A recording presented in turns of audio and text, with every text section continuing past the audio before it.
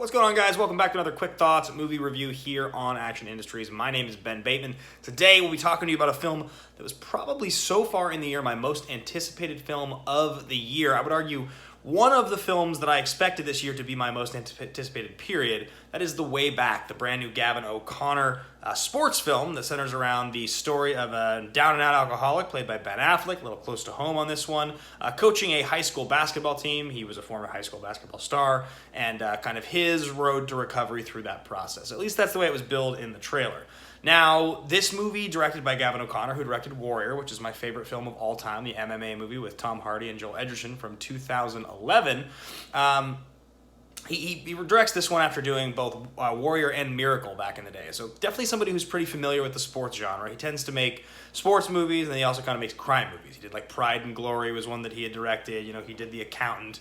That's kind of his style. So he likes action. He likes kind of gritty stuff. Bit of a throwback director. Kind of in the same vein, I think, as like almost like James Mangold. They have kind of similar tendencies. But I'm a big fan of Gavin.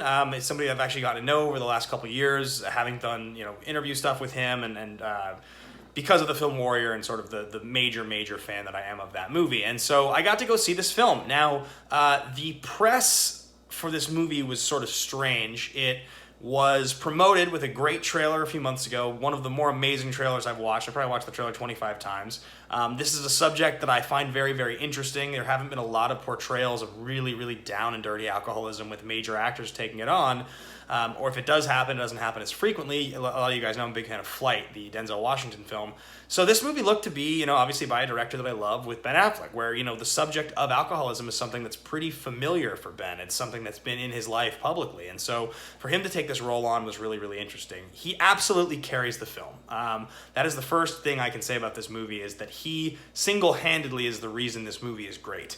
Now, Janina Gavankar, who plays his ex-wife in the film, some of the children in the film, Al Madrigal plays an assistant basketball coach to him. He's really great. A lot of those supporting characters are pretty standout. A lot of the kids, honestly, on the basketball team are quite good. But really, this is Ben Affleck's story. He's the guy that's carrying it. And the interesting thing about this movie is that it exists just as much as a sports film as it does as kind of this deep, dark character study on addiction and loss, sort of trauma, addiction, and loss. It doesn't really feel as much like the traditional sports movie you would expect. It even has kind of an interesting ending, a very bold statement at the end, which I won't give away, but it does kind of suggest that this is a slightly different film. This is less traditional than you would expect. Some of the stuff with alcoholism in the film with Affleck is really tough to watch. It's pretty close to home, which is, I think, probably why the promotional strategy by Warner Brothers on this film was a little more limited. There was not an all-media screening. We didn't all get to go watch this movie together. You had to kind of get a little bit more of an exclusive invite to go see this, which is uncommon for most movies that they do, unless it's like a huge superhero release. You're not watching it on the lot in a closed theater. You're usually seeing it like at a movie theater the week of release. So this was definitely one that I was curious why that was the case. But I really think that this could have had a major push, honestly. I really like this movie. I think Affleck is in the conversation for deserving an Oscar nomination. He won't get one because this is so early in the year, but he really does turn in a standout performance. It's another great sports film from Gavin O'Connor, who has really just continued to show up in this genre, and a movie that if you or anyone you know has ever struggled with the subject of alcoholism, I think it's a really worthwhile watch. This is a movie that brought me to tears multiple times. It just has a lot going for it, and it's something that I thought was really special. So I recommend you guys see it in theaters. It definitely feels like a movie that is worth the watch, and it's an original story, so go spend the money on it in a theater. This is the kind of thing that we need if we want to keep these original stories coming.